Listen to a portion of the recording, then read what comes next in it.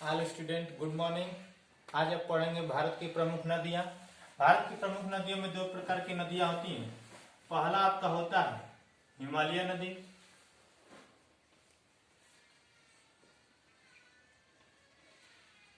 जो हिमालय क्षेत्र से निकलती हैं उसको हिमालय नदी कहते हैं। दूसरा होता है आपका प्रायद्वीपीय नदी।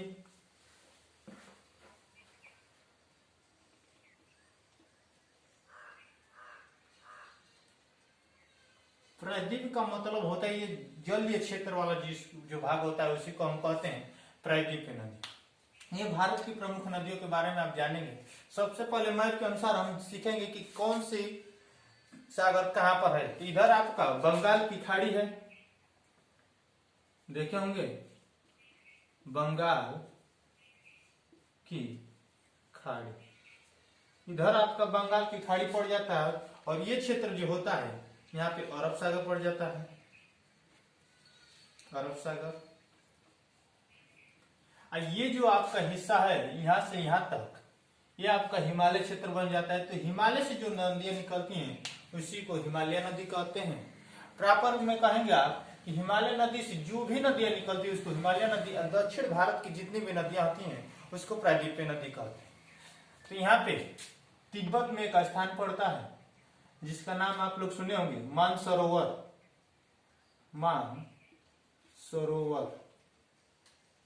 मानसरोवर के पास एक ग्लेशियर है जिसका नाम है चिमायंगडुंग।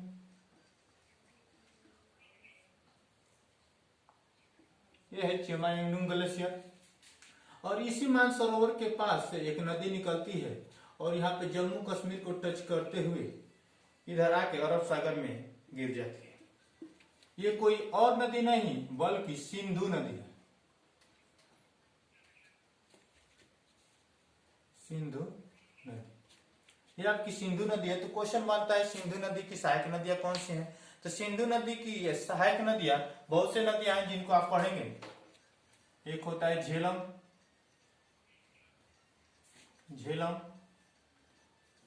चिनाब,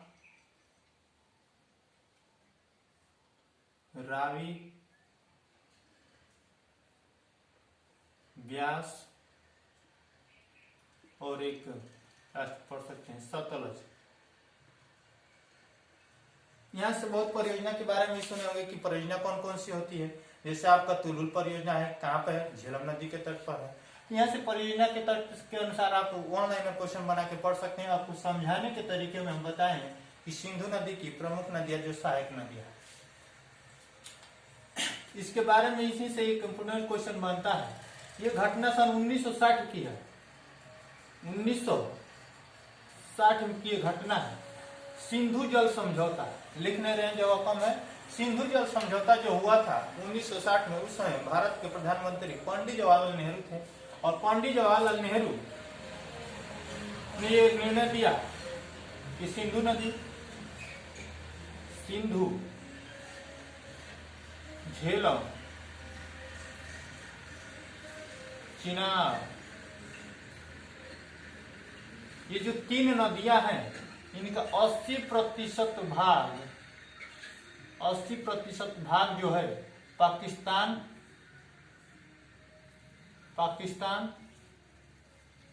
और 20% भाग भारत लाभ लेगा। इसी ये तीन नदियों के बारे में जो नीचे की तीन नदियां हैं रावी, ब्यास और आपका सतलज, ये जो तीन नदियां हैं इनका सीधा उल्टा यानी 80% भाग भारत और 20% भाग पाकिस्तान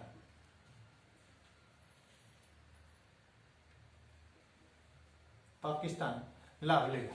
कहने का मतलब जब सिंधु जल समझौता हुआ था उस समय बताया जाता है कि सिंधु जल समझौते में ये तीनों नदियों के बारे में यानी जो भी आपके हैं तीन सिंधु, झेलम, चिनाब, 80% आपका पाकिस्तान और 20% भारत लाभ लेगा।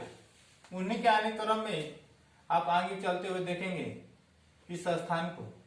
यह स्थान आपका उत्तराखंड में पड़ता है और उत्तराखंड से एक नदी निकलती है और ऐसे निकलते हुए 5 राज्यों को टच करते हुए बांग्लादेश देते हैं और यहाँ पे आके बंगाल की खाड़ी में गिर जाती है। ये कोई और नदी नहीं बल्कि गंगा नदी है। गंगा नदी का निर्माण कौन कौन सी नदियां करती है तो यहाँ पे देख लेंगे। भागीरथी, भागीरथी प्लस अलकनंदा, ये जो दो नदियां हैं, दो नदियां जब मिलती हैं तो भागीरथी और अलकनंदा तो गंगा का निर्माण करती है और दोनों नदियां मिलकर गंगा के रूप में परिवर्तित होकर आके बंगाल की खाड़ी में गिर जाती है। जब बंगाल की खाड़ी में गिरने के क्रम यहाँ बांग्लादेश पड़ता है और बांग्लादेश में जैसे नदी टच करती है गंगा नदी तो इसको पद्मा के नाम से हम लोग जानते हैं। पद्मा के नाम से, यानी बांग्लादेश में पूछता है क्वेश्चन गंगा नदी को बांग्लादेश में किस नाम से जानते हैं तो पद्मा के नाम से जानते हैं। यानी पद्मा नदी की कह देगा कि कौन सी नदी है तो गंगा नदी है। गंगा नदी की लंबाई पूछ देगा तो 2525 किलोमीटर। सिंधु नदी की लंबाई पूछ देगा आपका तो 2880 किलोमीटर। ये आपके क्वेश्चन बन जाते हैं। अब यहाँ से वो क्वेश्चन बनते हैं इनकी सहायक नदियों के बारे में। यहाँ से एक नदी निकलती है और ये गंगा में ही आके मिल जाती है, ये आपका यमुना नदी है। यहाँ से ये क्वेश्चन बनता है कि गंगा नदी की सबसे लंबी सहायक नदी कौन सी है, यमुना नदी है। और भी क्वेश्चन बन सकता है कि भारत की सबसे लंबी नदी कौन सी है तो गंगा नदी है, जिसकी लंबाई आप जानते हैं 2525 किलोमीटर। आने क्रम और भी नदियां हैं, गंडक है। और भी ऑनलाइन क्वेश्चन बना के देख सकते हैं कि गंगा की प्रमुख सहायक नदियां हैं जो इंपोर्टेंट है वो बता रहे हैं। और भी इधर से देखेंगे तो चंबल जाएगा, चंबल नदी, यहाँ से बेतवा निकल जाएगा, बेतवा नदी ये भी मिलती है। गंगा की प्रमुख सहायक नदियां चंबल हो गया, बेतवा हो गया, यमुना हो गया, गंडक हो गई, सोन नदी है। ये सब स्थान से निकलती है और गंगा में जाके मिल जाती है।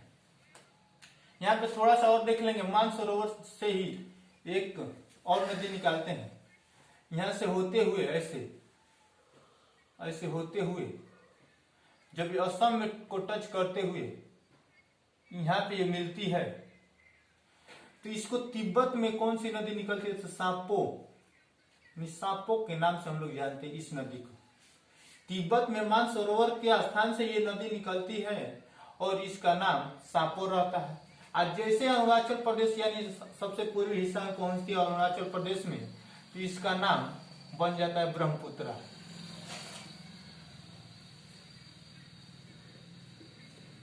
ब्रह्मपुत्र के नाम से जानते हैं, जिसकी लंबाई 2900 किलोमीटर है। तो लंबाई के क्रम में देखेंगे तो बड़ी है, लेकिन भारत में केवल बताया जाता है कि लगभग 900 किलोमीटर ही बहती है। यहां से हो गया।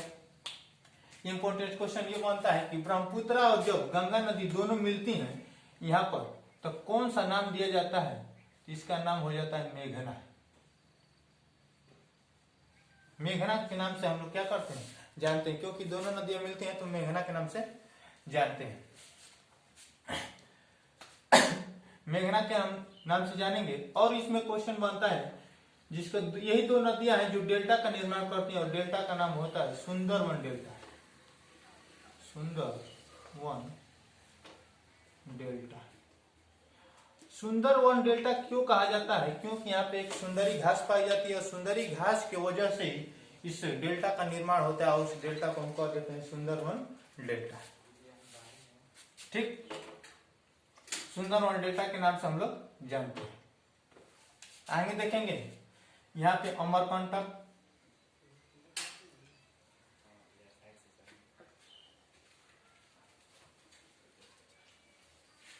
अमरकंटक से 3 नदी निकलती है और 3 दिशा में निकलती है। एक आके अरब सागर में गिर जाती है और यहीं से एक नदी आके बंगाल की खाड़ी में गिरती है और यही अमरकंटक से आके इस गंगा नदी में मिलती है, जो आपको पहले बता दें कि सोन नदी।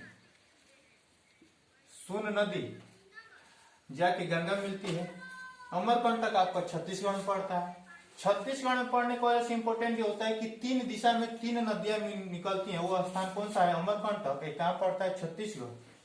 अभी आपको बताया था जैसे झेलम नदी यानी तुलुल परियोजना, यहीं पे निकलती है जो महानदी। तो आप सुने होंगे हीराकुंड बांध, हमेशा पूछता हीराकुंड बांध किस नदी पर है, तो महानदी पर है। महानदी कहाँ आके गिर रही है? बंगाल की खाड़ी में गिर रही है। कहाँ से निकली? अमरकंटक से निकली।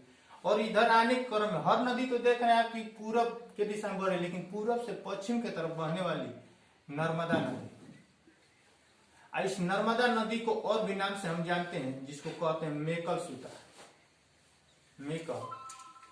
सूता, यानी मेकल सूता के नाम से भी नर्मदा नदी को जाना जाता है। तो नर्मदा नदी से क्वेश्चन बनता है कि पूरब से पश्चिम की तरफ बहने वाली कौन सी नदियां हैं? 2 नदियां बहती हैं, अभी बताएंगे। तो पहला नदी आपका नर्मदा, और दूसरी नदी आपकी यहीं से बहती है ताप्ती नदी। यही जो 2 नदियां हैं जो पूरब से पश्चिम की दिशा में बहती हैं। पूरब से पश्चिम की दिशा में बहने वाली 2 नदियां हैं, नर्मदा और ताप्ती। यहाँ से क्वेश्चन बनता है, इंपोर्टेंट क्वेश्चन बनता है।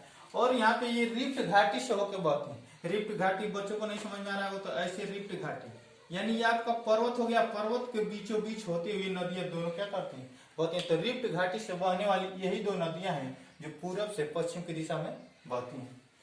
और यहाँ से क्वेश्चन बनता है, यहाँ से दे देगा जलप्रपात, यहाँ देगा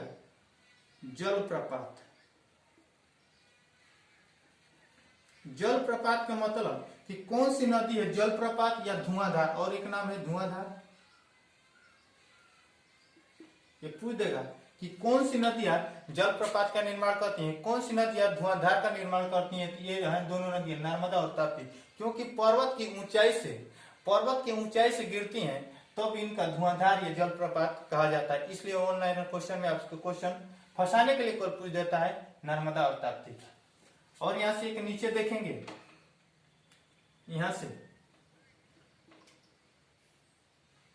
महाराष्ट्र, नक्शे में देखे होंगे कि महाराष्ट्र यहाँ पर है, महाराष्ट्र लिख दे रहे हैं, महाराष्ट्र।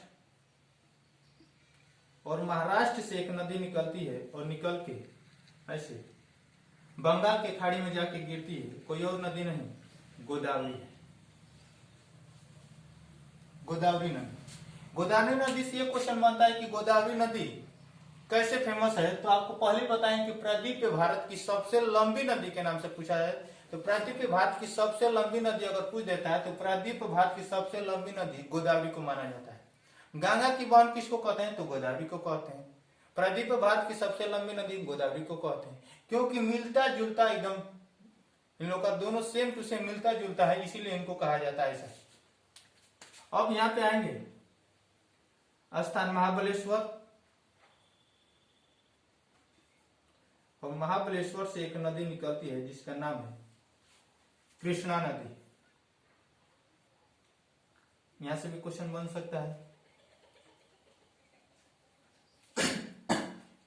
और यहाँ पे एक तमिलनाडु सबसे नीचे का, जिसको आप स्थान में देते हुए ये भी जाके बंगाल की खाड़ी में जीती है, जिसका नाम है कावेरी। यानी सबसे दक्षिणतम बिंदु आप देखेंगे तो कावेरी नदी है, ये जो तमिलनाडु से निकलती है। महाबलेश्वर कृष्णा नदी से निकलती है। महाराष्ट्र से निकलने वाली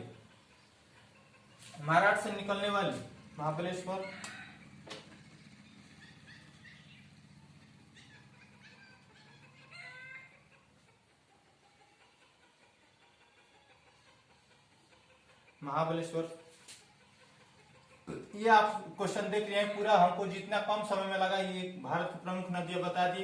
ये आपका हिस्सा बचा है, यही सतलज नहर से एक नहर निकलती है और आके यहाँ पे समाप्त होने का कगार पहुंच जाती है। ये इसका नहर का नाम है इंदिरा नहर।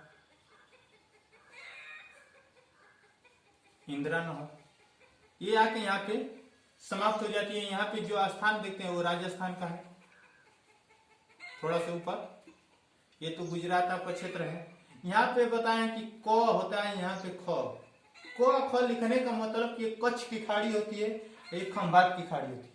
पूछ देता है आप कच्छ की खाड़ी का क्वेश्चन बनता है कि भारत का सबसे बड़ा जिला कौन सा है? तो कच्छ जिला है। कहाँ पड़ता है? तो नक्शे में देख रहे हैं गुजरात में पड़ता है। इसीलिए क से याद रखिएगा, कच्छ एक जिला भी है, कच्छ की खाड़ी भी है, खंभात की खाड़ी भी है। यहाँ से अब देखेंगे इन दोनों के बीच एक स्थान आ जाता है अरावली पर्वत।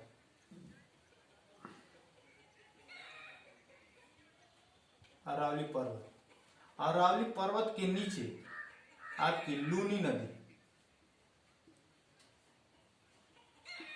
लूनी नदी, यही लूनी नदी है जो आके कच्छ के खाड़ी में विलुप्त हो जाती थी। यहां से क्वेश्चन बनता है इंपोर्टेंट कि लूनी नदी कहाँ पे जाके गिरती है, न अरब सागर में गिरती है, न बंगाल की खाड़ी में गिरती है, आके ये समाप्त हो जाती है, यानी ये कच्छ की खाड़ी में विलुप्त हो जाती है। आपको आंसर दिया होगा कच्छ की खाड़ी में, हमारी ये कच्छ की खाड़ी में, नहीं तो दिया होगा इनमें से कोई नहीं, या तो देगा कि विलुप्त हो जाती है, तो आंसर होगा विलुप्त हो जाती है। अगर आपको अच्छा लगा होगा, थैंक यू।